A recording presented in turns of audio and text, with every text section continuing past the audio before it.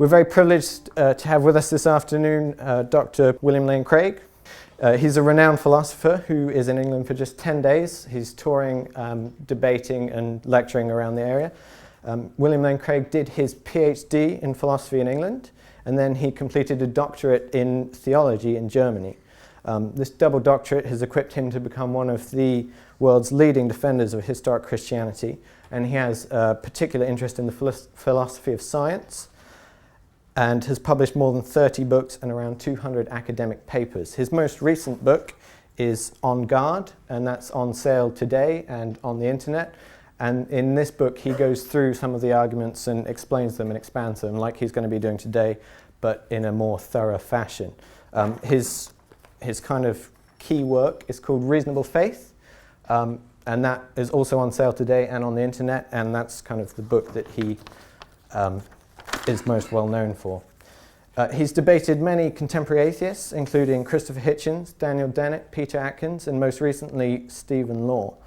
Much of his public work and the topic of most of his debates is the evidence for the existence of God. Normally in his debates he only has kind of half an hour, 20 minutes to present his arguments, so we've asked him to come talk to us today on those arguments and to expand those arguments for them so that we can evaluate them for ourselves and decide where we stand on the issues. So without any further ado, I'd like to welcome Professor William Lane Craig to come talk to us about the evidence for the existence of God. Thanks.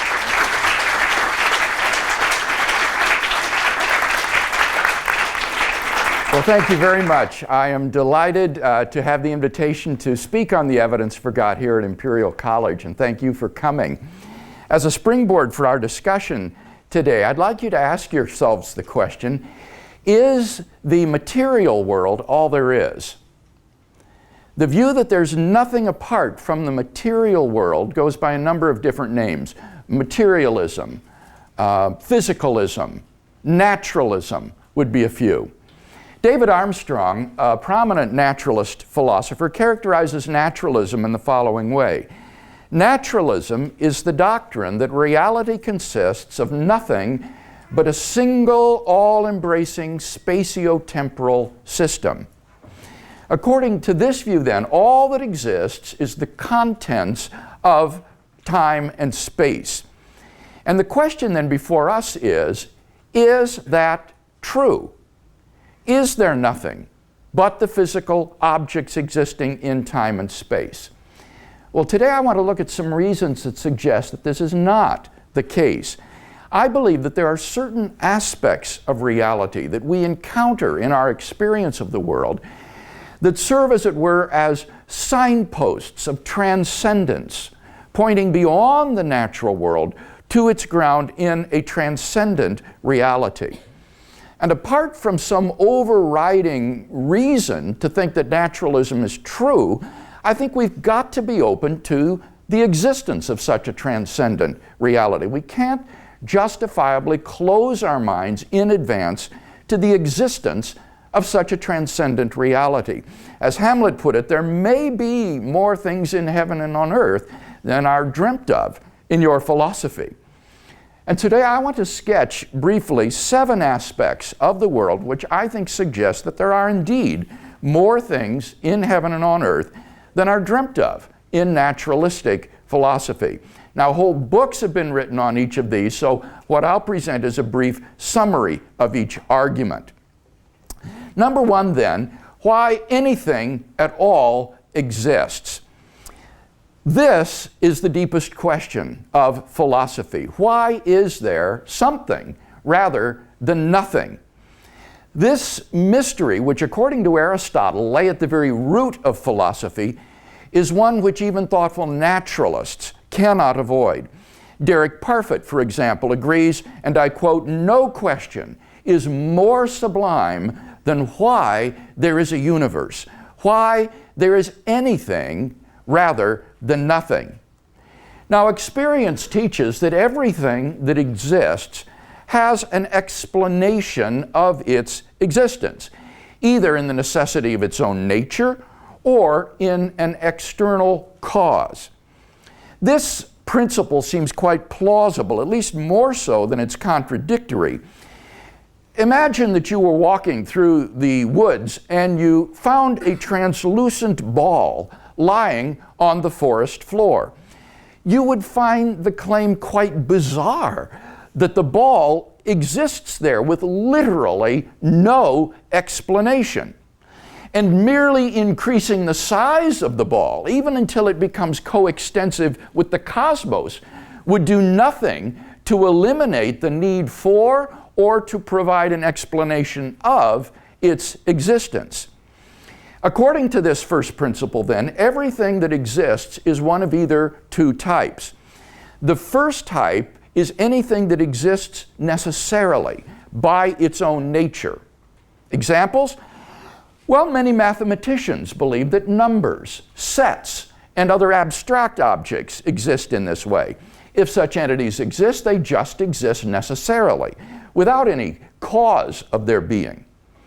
The other type is anything that has an external cause of its existence. Examples? Well, mountains, planets, people, galaxies. They have causes outside themselves which explain why they exist. Now, it's obvious that the universe exists. It therefore follows logically that the universe has an explanation of its existence. So, what sort of explanation could the universe have?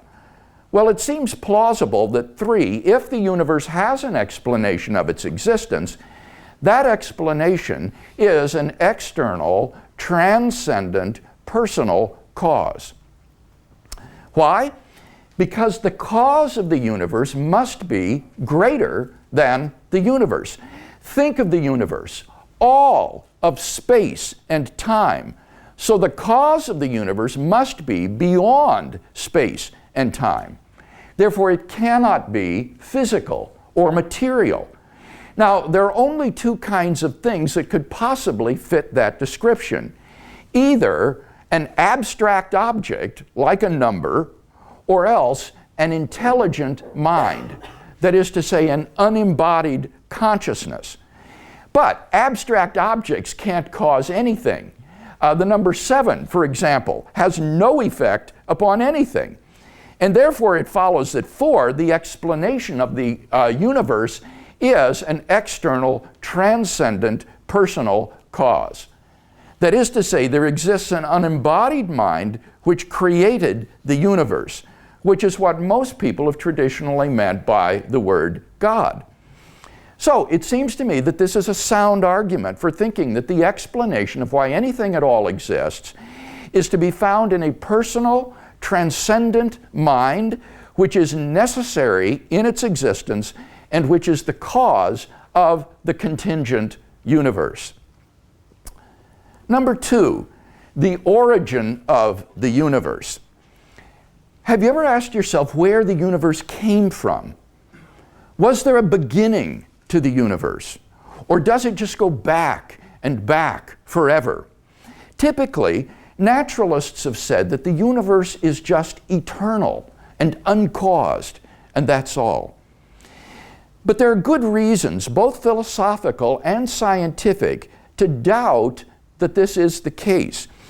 Philosophically, the idea of an infinite past is very problematic. Think about it. If the universe never had a beginning, that means that the number of past events in the history of the universe is infinite.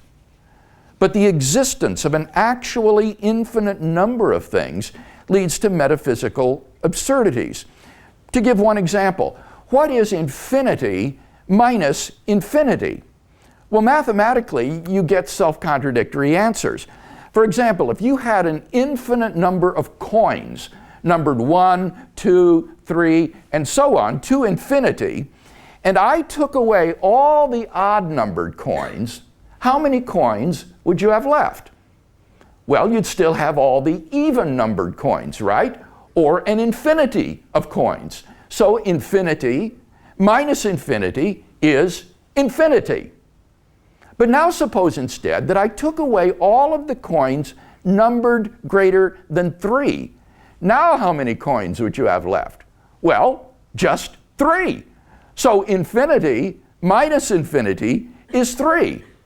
And yet in each case, I took away an identical number of coins from an identical number of coins and came up with contradictory results. In fact, you can get any answer when you subtract infinity, from 0 to infinity. And for that reason, inverse operations like subtraction and division are simply prohibited in transfinite arithmetic. But that convention doesn't apply to the real world. You can give away whatever coins you want. This shows, I think, that infinity is just a concept or an idea in your mind, not something that exists in reality. David Hilbert, who was perhaps the greatest mathematician of the 20th century, states, and I quote, "The infinite is nowhere to be found in reality. It neither exists in nature, nor provides a legitimate basis for rational thought. The role that remains for the infinite to play is solely that of an idea." But that entails that since past events are not just ideas in your mind, but are real, the number of past events must be finite. Therefore, the series of past events can't go back and back forever. Rather, the universe must have begun to exist. This purely philosophical conclusion has been confirmed by remarkable discoveries in astronomy and astrophysics. In one of the most startling developments of modern science, we now have pretty strong evidence that the universe is not eternal in the past, but had an absolute beginning a finite time ago. For all matter and energy, even physical space and time themselves, came into being at a point in the finite past. As the physicist P.C.W. Davies says, the coming into being of the universe, as discussed in modern science, is not just a matter of imposing some sort of organization upon a previous incoherent state, but literally the coming into being of all physical things from nothing. Now, of course, alternative theories have been proposed over the years to try to avoid this absolute beginning. But none of these theories has commended itself to the majority of the scientific community. In fact, in the year 2003, 3 cosmologists, Arvin Bord, Alan Guth, and Alexander Vilenkin, were able to prove that any universe, which is on average in a state of cosmic expansion throughout its history, cannot be eternal in the past, but must have a past space-time boundary. This theorem applies not only to the standard model, but also to semi-classical quantum gravity models, inflationary models of the universe, and higher dimensional brane cosmologies. Vilenkin pulls no punches. He writes, "It is said that an argument is what convinces reasonable men, and a proof is what it takes to convince even an unreasonable man. With the proof now in place," he says, "cosmologists can no longer hide behind the possibility of a past eternal universe. There is no escape. They have to face the problem of a cosmic beginning," end quote. That problem was nicely captured by Anthony Kenny of Oxford University when he wrote, "A proponent of the Big Bang Theory, at least if he is an atheist, must believe that the universe came from nothing and by nothing." But surely that doesn't make sense. For such a conclusion is, in the words of the philosopher of science Bernhard Königsscheider, in head-on collision with the most successful ontological commitment in the history of science, namely the metaphysical principle that out of nothing, nothing comes. So, why does the universe exist instead of just nothing? Where did it come from? There must have been a cause which brought the universe into being. We can summarize the argument thus far as follows. Premise 1, whatever begins to exist has a cause. 2, the universe began to exist. 3, therefore, the universe has a cause. Given the truth of the 2 premises, the conclusion necessarily follows. Now, what sort of cause is this? Well, from the very nature of the case, this cause must be an uncaused, changeless, timeless, and immaterial being which created the universe. It must be uncaused because we've seen there cannot be an infinite regress of causes. So we must come to an absolutely first, uncaused cause. It must be timeless and therefore changeless, at least without the universe, because it created time. Because it also created space, it must transcend space as well, and therefore be immaterial, not physical. Moreover, I would argue this cause must also plausibly be personal.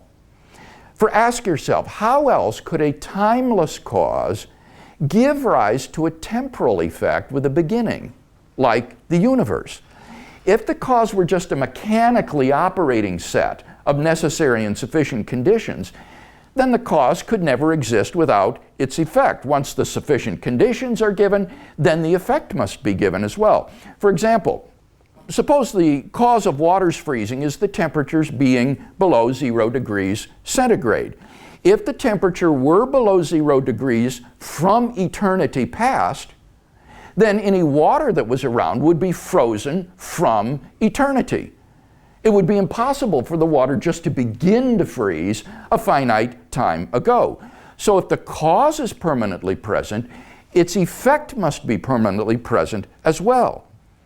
The only way for the cause to be timeless and for its effect to begin a finite time ago is for the cause to be a personal agent endowed with freedom of the will, and who therefore has the ability to spontaneously create a new effect without any antecedent determining conditions. For example, a man who has been sitting from eternity could freely will to stand up, and thus we would have an effect with a beginning arise from an eternal cause. And thus we're brought not merely to a transcendent cause of the universe, but to its personal creator. Number 3, the fine-tuning of the universe for intelligent life.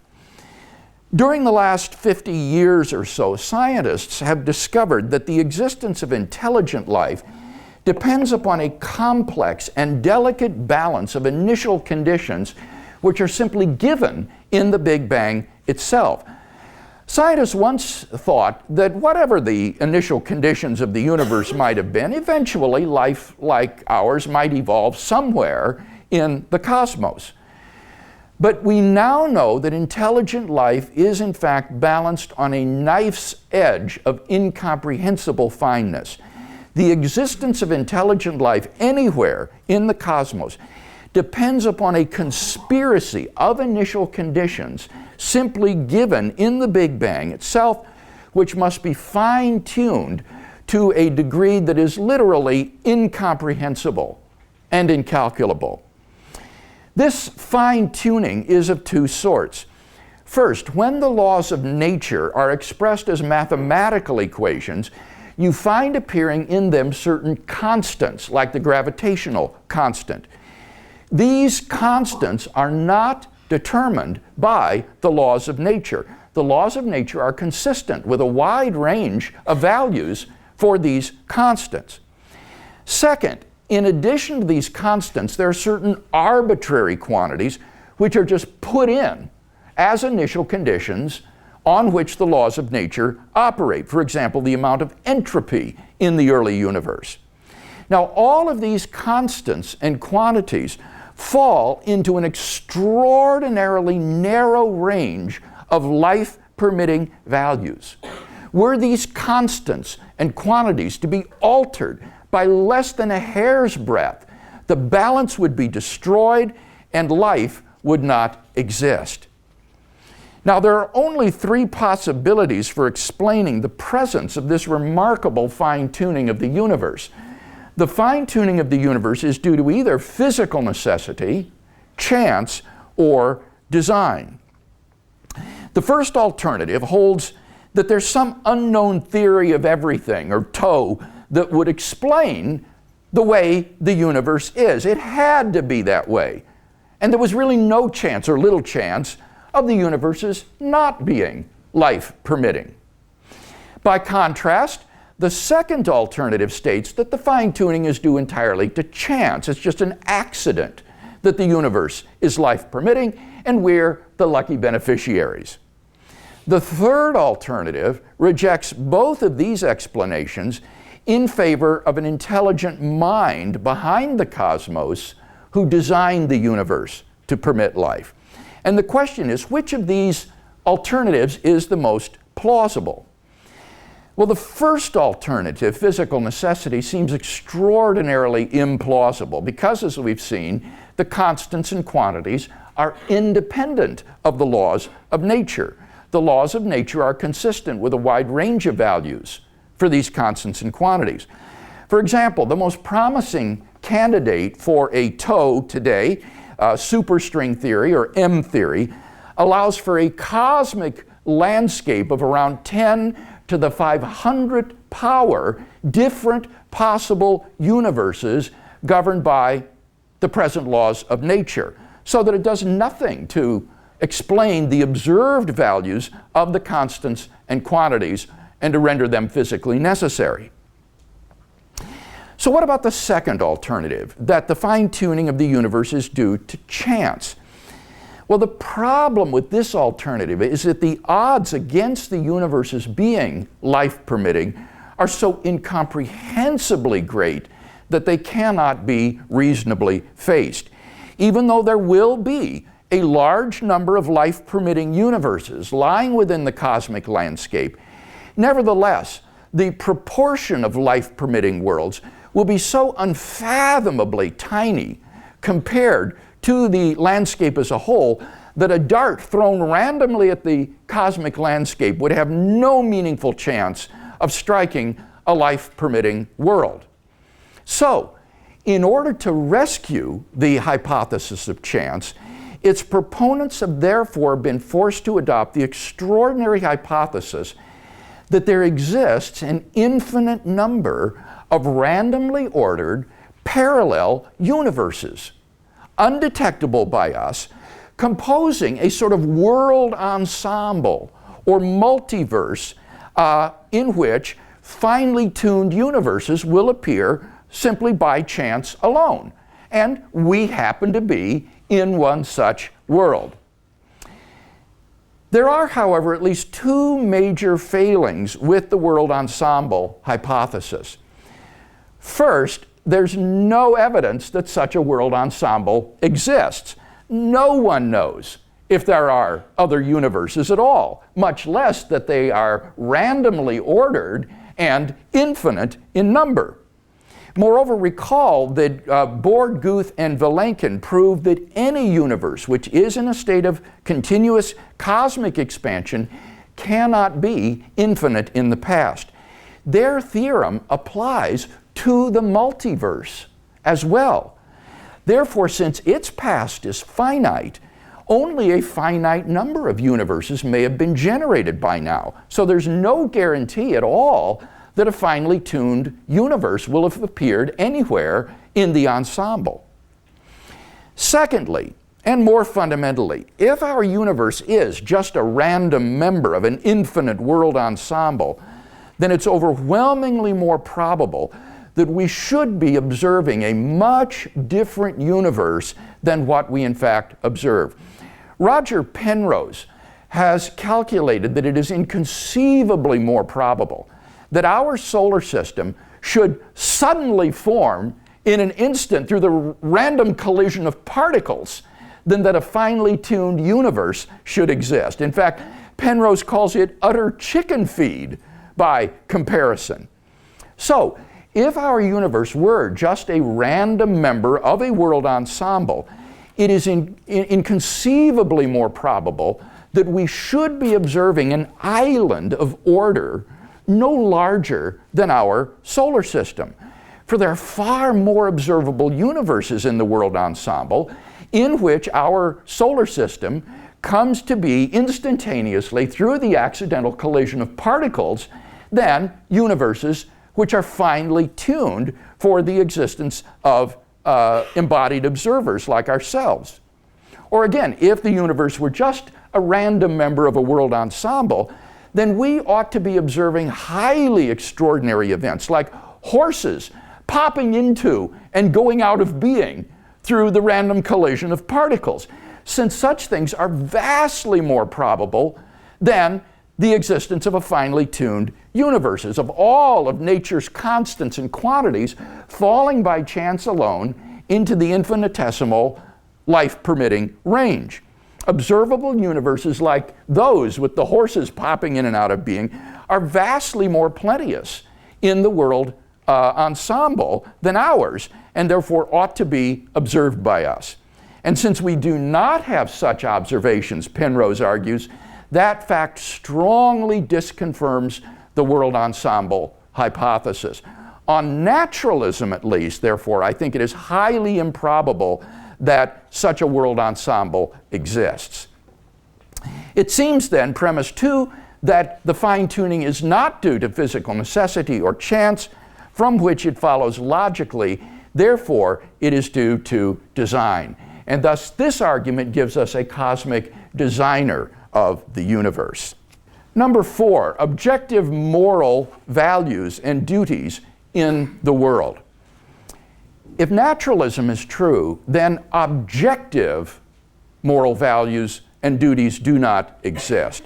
Now, to say that there are objective moral values is to say that something is good or evil, right or wrong, independently of whether people believe in it or not. It's to say, for example, that Nazi anti-Semitism was wrong, even though the Nazis who carried out the Holocaust thought that it was right. And it would still have been wrong, even if the Nazis had won World War II and succeeded in exterminating or brainwashing everyone who disagreed with them, so that everyone thought that the Holocaust was right. And the claim is that in the absence of God, moral values and duties are not objective in that sense. So, premise 1, if God does not exist, then objective moral values and duties do not exist. Many theists and atheists alike concur on this point. For example, the late J.L. Mackie of Oxford University, one of the most influential atheist philosophers of our time, admitted, and I quote, "If there are objective values, they make the existence of a God more probable than it would have been without them. Thus we have a defensible argument from morality to the existence of a God."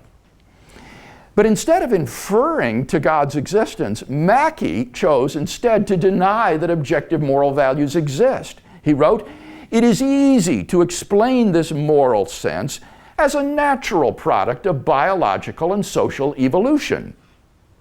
Michael Ruse, who is an agnostic philosopher of science, agrees. He explains, and I quote, "Morality is a biological adaptation, no less than our hands and feet and teeth. Considered as a rationally justifiable set of claims about an objective something, ethics is illusory. I appreciate that when somebody says, 'Love thy neighbor as thyself,' they think they are referring above and beyond themselves. Nevertheless, such reference is truly without foundation. Morality is just an aid to survival and reproduction, and any deeper meaning is illusory." End quote. Friedrich Nietzsche, the great 19th century atheist who proclaimed the death of God, understood that the death of God meant the destruction of all meaning and value in life. I think that Friedrich Nietzsche was right. But we've got to be very careful here. The question here is not, must we believe in God in order to live moral lives? I'm not claiming that we must. Nor is the question, can we recognize objective moral values without believing in God? I certainly think that we can. Rather, the question is, if God does not exist, do objective moral values and duties exist? And like Mackie And Roos, I honestly don't see any reason to think that in the absence of God, human morality is objective. After all, given a naturalistic view, what's so special about human beings? They're just accidental byproducts of nature, which have evolved relatively recently on an infinitesimal speck of dust called the planet Earth, lost somewhere in a hostile and mindless universe in which are doomed to perish individually and collectively in a relatively short time. On the naturalistic view, some actions, say rape, may not be socially advantageous. And so in the course of human development, it's become taboo. But that does absolutely nothing to prove that rape is wrong. Such behavior goes on all the time in the animal kingdom. On the naturalistic view, there's nothing really wrong with raping someone. And thus, without God, there is no absolute right and wrong which imposes itself on our conscience.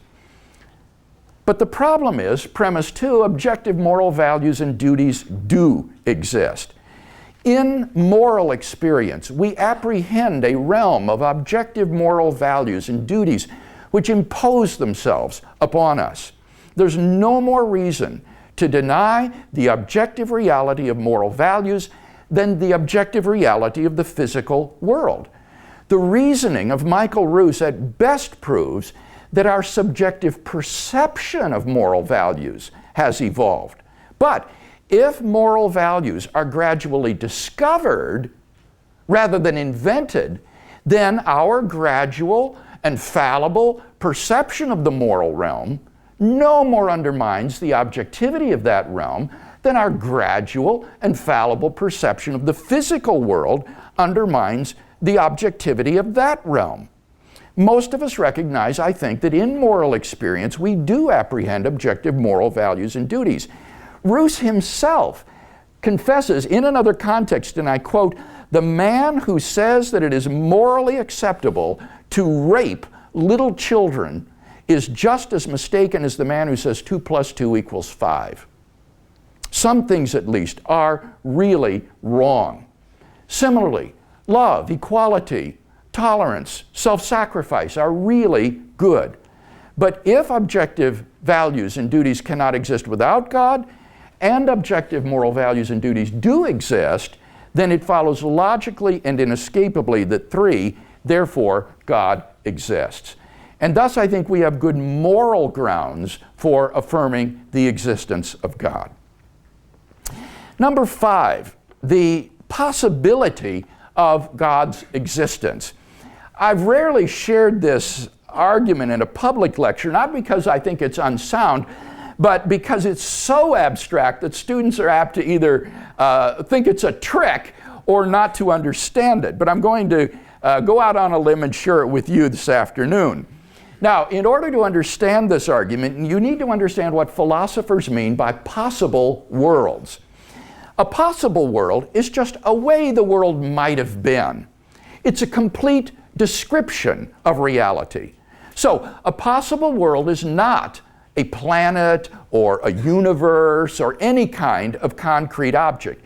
It's just a world description. The actual world is the description that is true. Other possible worlds are descriptions that are not in fact true, but which might have been true. To say that something exists in some possible world is to say that there is some possible description of reality which includes that entity in the description. To say that something exists in every possible world means that no matter which description is true, the entity will be included in the description. For example, unicorns do not in fact exist, but there is some possible world in which unicorns exist. On the other hand, many mathematicians think that mathematical objects like numbers exist in every possible world. Now, with that in mind, consider the ontological argument, which was discovered in the year 1011 by the monk Anselm of Canterbury. God, Anselm observes, is by definition the greatest being conceivable. If you could conceive of anything greater than God, then that would be God. So the very concept of God is of the greatest conceivable being, a maximally great being. So what would such a being be like? Well, he would be all-powerful, all-knowing, all-good, and he would exist in every logically possible world. A being which lacked any of those properties would not be maximally great. We could conceive of something greater. But what that implies is that if God's existence is even possible, then it follows that God must exist. For if a maximally great being exists in any possible world, he exists in all of them. That's part of what it means to be maximally great, to be all-powerful, all-knowing, and all-good in every logically possible world. So if God's existence is even possible, then he exists in every logically possible world, and therefore in the actual world. We can summarize this argument as follows. Premise 1, it's possible that a maximally great being, aka God, exists. 2, if it is possible that a maximally great being exists, then a maximally great being exists in some possible world. 3, if a maximally great being exists in some possible world, then it exists in every possible world. 4, if a maximally great being exists in every possible world, then it exists in the actual world. 5, therefore, a maximally great being exists in the actual world. 6, therefore, a maximally great being exists. 7, therefore, God exists. Now, it might surprise you to learn that steps 2 to 7 of this argument are relatively uncontroversial. Most philosophers by far would agree that if God's existence is even possible, then he must exist. So the whole question is premise 1. Is God's existence possible? Well, what do you think? The atheist has to maintain that it's impossible that God exists. He has to say that the concept of God is incoherent, like the concept of a married bachelor or a square circle. But the problem is that the concept of God just doesn't seem to be incoherent in that way. The idea of a being which is all-powerful, all-good, and all-knowing in every logically possible world seems to be perfectly coherent. Moreover, as we've already seen, there are other arguments for God's existence which at least suggest that it's possible that God exists. So I'll simply leave it with you this afternoon. Do you think, as I do, that it's possible that God exists? If so, then it follows logically that he does exist. Number 6, the historical facts concerning the life, death, and resurrection of Jesus. The historical person, Jesus of Nazareth, was by all accounts a remarkable individual. New Testament historians have reached something of a consensus that the historical Jesus came on the scene with an unprecedented sense of divine authority, with the claim to stand and speak in the place of God himself. That's why the Jewish leadership instigated his crucifixion on the charge of blasphemy. He claimed that in himself the kingdom of God had come. And as visible demonstrations of this fact, he carried out a ministry of exorcisms and miracle working. But certainly the supreme confirmation of his claim was his alleged resurrection from the dead. If Jesus really did rise from the dead, then it would seem that we have a divine miracle on our hands, and thus evidence for the existence of God. Now, most people would probably think that the resurrection of Jesus is something you just believe in, by faith or not. But in fact, there are actually 3 established facts which are recognized by the majority of New Testament historians today, which I believe are best explained by the resurrection of Jesus. the empty tomb, his post-mortem appearances, and the origin of his disciples' belief in his resurrection. Let me say just a very brief word about each of these. Fact number one, Jesus' tomb was in fact discovered empty by a group of his women followers on the Sunday morning after the crucifixion. According to Jakob Kramer, who is an Austrian specialist in this area, and I quote, "By far most scholars hold firmly to the reliability of the biblical statements about the empty tomb. According to D.H. Van Dalen, it is extremely difficult to object to the empty tomb on historical grounds. Those who deny it, he says, do so on the basis of theological or philosophical assumptions." Fact number two, on separate occasions, different individuals and groups of people experienced appearances of Jesus alive after his death. According to Gert Ludemann, a prominent German New Testament critic, it may be taken as historically certain that Peter and the disciples had experiences after Jesus' death in which Jesus appeared to them as the risen Christ. These appearances were witnessed not only by believers, but also by skeptics, unbelievers, and even enemies of the early Christian movement. Fact number three, the original disciples suddenly and sincerely came to believe in the resurrection of Jesus despite every predisposition to the contrary. Think of the situation that the disciples faced following Jesus' crucifixion. Number one, their leader was dead. And Jewish messianic expectations included no idea of a Messiah who, instead of triumphing over Israel's enemies, would be shamefully executed by them as a criminal. Secondly, Jewish beliefs about the afterlife precluded anyone's rising from the dead to glory and immortality before the general resurrection at the end of the world. Nevertheless, the original disciples suddenly came to believe so strongly that God had raised Jesus from the dead that they were willing to die for the truth of that belief. Luke Johnson, who is a New Testament scholar at Emory University, states some sort of powerful, transformative experience is required to generate the sort of movement earliest Christianity was. And N.T. Wright, who is an eminent British scholar, concludes, that is why, as a historian, I cannot explain the rise of early Christianity unless Jesus rose again, leaving an empty tomb behind him.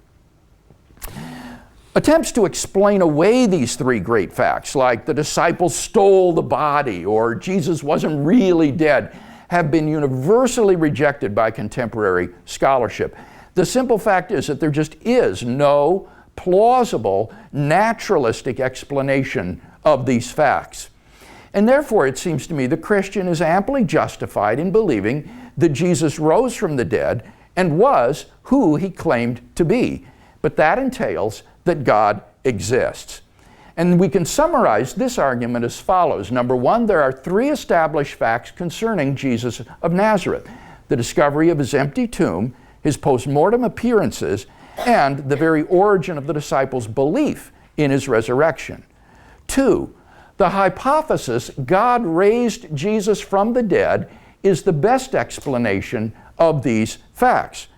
Three, the hypothesis God raised Jesus from the dead entails that the God revealed by Jesus of Nazareth exists, therefore, the God revealed by Jesus of Nazareth exists.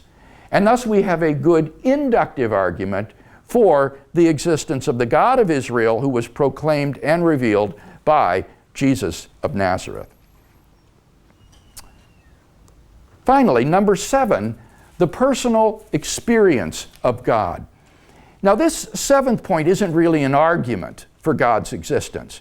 Rather, it's the claim that you can know that God exists wholly apart from arguments, simply by personally experiencing Him.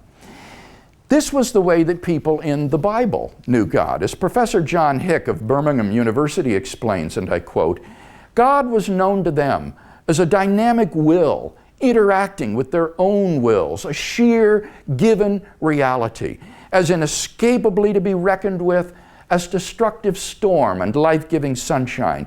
They did not think of God as an inferred entity, but as an experienced reality.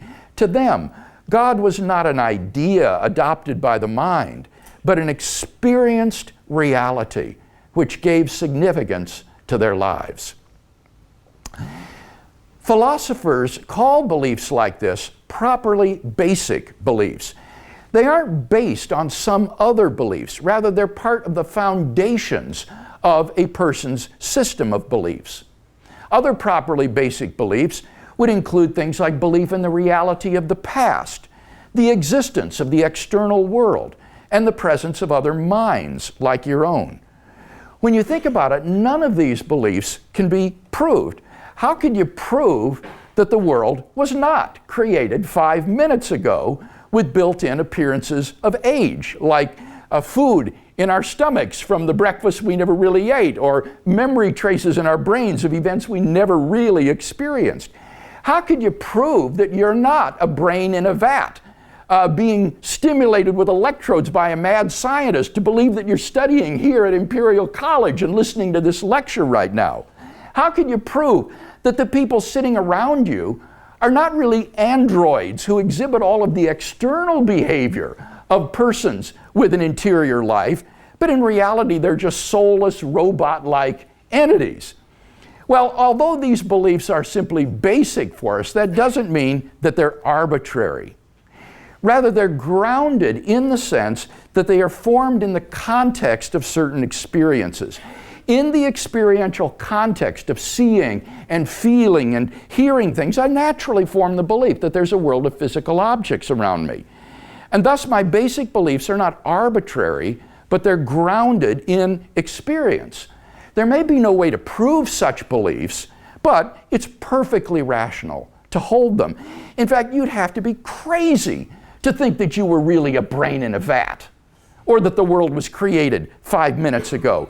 Such beliefs are not merely basic, they are properly basic.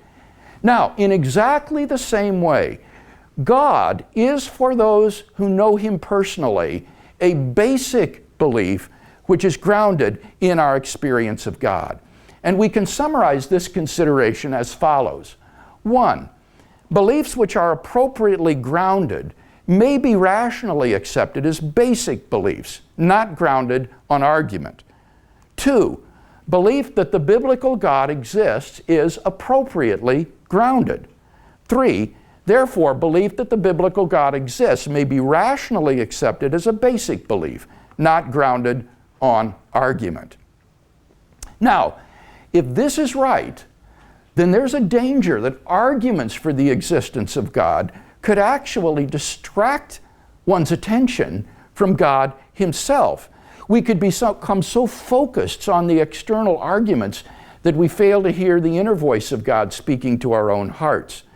The Bible says, draw near to God, and He will draw near to you. We mustn't so concentrate on the external proofs that we fail to hear the voice of God speaking to our own hearts. For those who do listen, God can become a personal reality in their lives.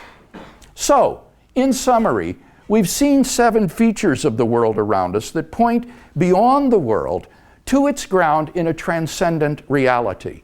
Number 1, why anything at all exists. Number 2, the origin of the universe. Number 3, the fine-tuning of the universe for intelligent life. Number 4, the existence of objective moral values and duties in the world. Number 5, the very possibility of God's existence. Number 6, the life, death, and resurrection of Jesus. And number 7, the immediate personal experience of God. Is the material world all there is? Well, I think on the basis of the 7 reasons that I presented, we have a powerful cumulative case for thinking that the answer is no.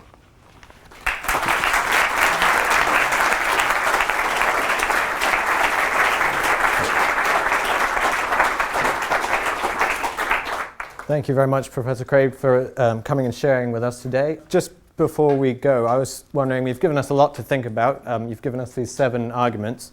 I was wondering if you wouldn't mind telling everyone which your favorite of these arguments is, which you think is the most powerful argument of the 7.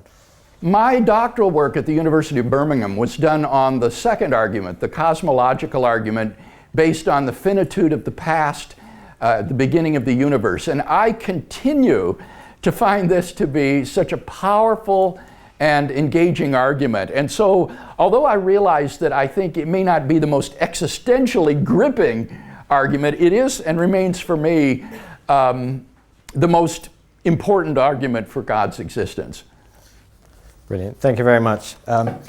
If you have to go to lectures now, please enjoy your afternoon, and thank you for watching on the internet.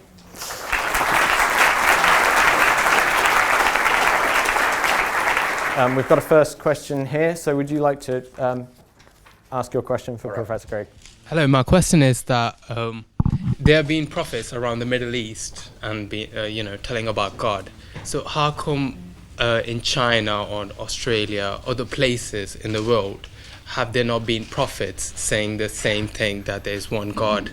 Why is only one place? God should influence all the people of the world rather than just one place. I'll repeat the question for those who couldn't hear it. He points out that in the Middle East, and particularly in the Jewish tradition, there have been prophets sent by God to communicate his message to mankind. Why aren't there similar prophets sent by God in China or Latin America or some place of that sort?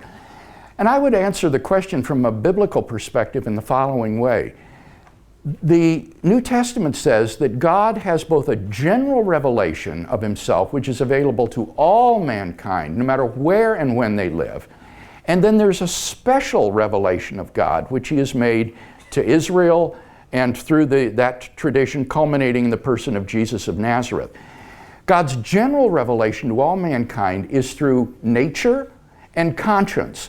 What comes to expression in the cosmological and moral arguments that I've discussed today, so that all persons everywhere at any time in history can know that there's a creator God of the universe, and they can sense their moral responsibility to this person or this being. And that general revelation is available everywhere. But God, through his special revelation of Israel, has sought to reveal himself in such a way, culminating in the person of Jesus, that this message will eventually then be proclaimed throughout the world and will be made available to all persons. But by the very nature of a historical revelation, this is a process that begins at a particular geographical locale and time and then spreads throughout the world. And so you have a difference between general and special revelation. Yes? How come you cannot, how does a person know there's only one God rather than several gods? Well, I think through God's revelation in nature, you can sense that there is a creator of everything that exists. And so monotheism, I think, would be the simpler default position. In fact, the New Testament says that people refusing to recognize the creator of the universe begin to worship objects that are made in the image of animals and beasts and human beings and so forth, so that this kind of idolatry and polytheism really represents a kind of degeneration from refusing to accept the general revelation of the creator of the universe. You said that only a finite number of multiverses would have been generated by now, so that you wouldn't have every possibility, but is that not based on the idea that the multiverses are coming from somewhere with time? If there was no time before the universe, then they all exist. They don't exist on a basis of starting now and ending. Well, on the contrary, I think what I indicated is the Borde-Guth-Vilenkin theorem applies not only to our universe, but it applies to the whole ensemble, the whole multiverse. It had to have an absolute beginning, so it has a finite age. It has only existed for a finite amount of time. And therefore, the only way you could get an infinite number of universes in the ensemble would be if it's spatially infinite. But if these are generated, say, a few at a time, then given its finite past, there's no guarantee that there are an infinite number of these things. but I'm talking about each universe is contained in itself. Outside of our universe, then for another universe, they're not in a space-time. They exist independently, not in a space-time, so they can't start at a specific time or occupy a certain space. Well, that depends on what sort of multiverse model you adopt. What I'm thinking of here would be the type of model that thinks of a sort of mother universe, which is in expansion and it's in a false vacuum state, and there appear bubbles in it of true vacuum that percolate throughout this expanding false vacuum. And so these are in a kind of wider reality. That's the most plausible and popular multiverse scenario that's scientifically out there today. Okay, we should go to your second question so others can have a chance. How do you objectively measure the morals that are objective? How do you know that you're not measuring a biological moral and you know that it's objective? Right, that's the support for the second premise, that objective moral duties and values exist. And what I would do here is simply appeal to your moral experience. Don't you think, as you reflect on it, that certain things are genuinely evil, for example? Don't you think that it's wrong to torture a little child for fun as opposed to loving that little child? Don't you think that that is a more plausible account of your moral experience than just saying, well, this is just a biological spin-off of social and biological evolution? So it's kind of like belief in the external world of objects. This is a properly basic belief grounded in your experience. And unless you're given some sort of a defeater for it, you've got no reason to deny what experience teaches you. In the one case that there is a world of physical objects, in the other that there's an objective moral realm. So again, I'll leave it up to you. Which do you think is more plausible? Do you think that there are objective values and duties? If you do, then I think you should believe that God exists. Well, I would just argue that there's no distinguishing between them, and that just because one maybe seems preferable, you prefer to think that rape is objectively bad, doesn't necessarily mean that it's objectively bad, and it's not because of biological and social advantages to thinking that. I would say well, I would just be repeating myself here at this point. I see no reason to think such a thing and to deny what my moral experience tells me. You mentioned a few times that God is good. I mentioned what? That God is good. Yes. That God must be good, but why couldn't he be evil in your framework that you just argued to us? Well, by definition, the concept of God is of a being that is worthy of worship. That's what it means to be God. And to be worthy of worship entails perfect goodness. Any being that was morally defective would not be worthy of worship. And that's why absolute goodness is part of a maximally great being, what it means to be maximally great. So if there is such a being, I think necessarily it has to be good. And the moral argument gives us grounds for thinking that there is such a being, because we need some sort of transcendent foundation for objective moral values and duties. And apart from God, we're just lost in relativism. Yes? As awful as it is, if I was raised as a feral animal somewhere, and I was not brought up by my parents in a society, I'd maybe suggest that I wouldn't have the moral compass that I do have. So I'd say it's a lot about environment and the people you're amongst, as well as, biological, as a collective biologically, it's how we've evolved. But it's also on an individual basis about your upbringing, in my experience. Here we have to be very careful not to confuse moral epistemology with moral ontology. Moral epistemology asks the question, how do we come to know moral values and duties? Moral ontology concerns, are there objectively such things? And to think that because we come to know them through parental influence and societal conditioning, that therefore they don't objectively exist, is to commit what's called the genetic fallacy, which is trying to invalidate a point of view by showing how the person came to hold it. I might believe that, for example, the earth is round because I read it in a comic book. And that wouldn't be a very good justification, but that wouldn't mean that that belief is false. To think so would commit the genetic fallacy. So the questions you're raising about how you were raised and so forth are really quite irrelevant to moral ontology, which is what I'm dealing with. And as I said in my talk, if moral values are gradually discovered rather than gradually invented, then our fallible and gradual and conditioned apprehension of the moral realm just doesn't do anything to undermine the objectivity of that realm. And to think that it does would be to commit the genetic fallacy.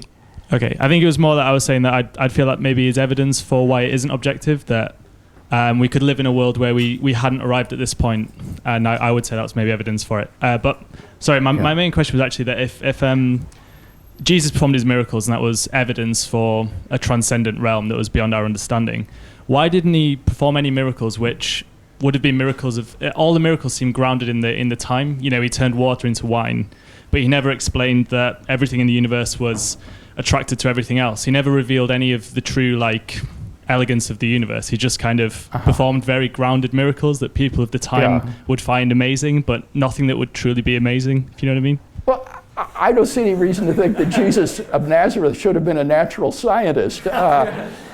He was a Jew, and we need to recover the genuine portrait of this first century Palestinian Jewish man. And the miracles that he performed were part of a Jewish context. They were signs of the inbreaking of God's kingdom, and the kind of physical healing and exorcisms, demonic exorcisms that he did, were symbolic of the moral and spiritual healing that his message brought. So the miracles were not just sort of showpieces or wonders. They were visible demonstrations of the advent of God's kingdom in his own person. You probably won't find this at all surprising, but there's something that's puzzling me about the ontological argument. Basically, it relies on there being great-making properties. Yes. You need to appeal to those in order to make the argument work. Right. Now, I gather that those are supposed to be objective, right, in a sense, not just subjective things, but an actual objective measurement of what it is to be great to a certain degree. Now, am I right in thinking that in order to avoid the ontological argument being circular and saying that these great-making properties could only exist because God exists, they would need to be grounded in something other than God to justify that there are such things as great-making properties? Would they have to stand independently from God? Because, for example, in the moral argument, you say that moral values and duties only exist if God exists. Yes. But of course, one of the great-making properties is moral goodness. Yes. That's one of the categories. So I'm just wondering, if you were to need to justify to somebody that there is such a thing as great-making properties, do you need to do that independently of saying that they depend on God? Yeah, I don't think so. In the same way that one wouldn't need to appeal to God to justify premise 2 of the moral argument that objective moral values and duties exist. That, again, is this confusion between epistemology and ontology. These properties might be grounded ontologically in God, as you say, but epistemologically, I think we can have access to these readily without believing in God. And we know, for example, that it's greater to be more powerful than to be weak and impotent. It's greater to be all-knowing than to be ignorant. It's greater to be morally perfect than morally flawed and evil. And you don't need to believe in God, I think, to sense those differences. Yeah. So all you need is just the awareness of, yes, there are great-making properties, and then you just let the argument flow. Right. And you don't need to worry about sort of, where the great-making properties come from. No, because it's not, that's not part of the question. Yeah. Okay, that's good. Brilliant. Unfortunately, we've got to start packing up soon. So if we could have one more question, all right, and then after that, we'll wrap it up. Good afternoon, Dr. Craig. Really excellent arguments. This approach, I think, is very good in proving the evidence for God and so on. Mm-hmm. Sorry, can you not? Just speak into the mic. Yep, sorry. I'd like to suggest that with these arguments that, especially the ontological argument, the special case that you proposed, that you'd actually strike close to the Muslim perspective on God, which is his absolute transcendence. So where you state as Christians that God becomes Jesus and lives on the earth, Yes. I'd like to suggest that some of the attributes that you mentioned, in particular, all-knowing, all-powerful, and other such attributes, that these do not sit well with. I mean, there's a certain degree of irrationality in this assertion that he becomes incarnated in Jesus. Yeah. So, what would you like to? Yes, that's a very interesting question. And I think that what Muslim theology has failed to understand about the doctrine of the incarnation is the doctrine of the two natures of Christ. As Christians, we believe that Jesus Christ is one person, but that he has both a divine nature and a human nature. And in his divine nature, he is omnipotent, all-knowing, timeless, spaceless, or whatever. It is his human nature that is like ours, that is spatially located, weak, limited in power, and so forth. And therefore, these limitations on his human nature have simply no effect whatsoever on his divine nature. Indeed, I would think a being is greater who has the ability to take on a human nature and be incarnate as a human being. Now, where my critique of the Muslim concept of God would come in at this point is that I think that the Muslim concept of God is not the greatest conceivable being. I would, and I have, criticized the Muslim concept of God precisely because it isn't the greatest concept. And in what way would I say that? I think the greatest conceivable being would be an all-loving being. His love would be unconditional, impartial, and universal. And this is the kind of love that Jesus revealed of our Heavenly Father. By contrast, the God of the Quran is partial, his love is conditional, you have to earn it, and it is not universal. He does not love sinners. Over and over again, the Quran says God loves not the unbelievers, he loves not sinners, he loves not the hard-necked, he only loves believers. And so for that reason, I couldn't be a Muslim. I think that the concept of God in Islam is morally inadequate. First of all, going back to the initial points regarding Jesus. So, I mean, I'd suggest that there's an aspect of pagan idolatry in saying that there's a man, because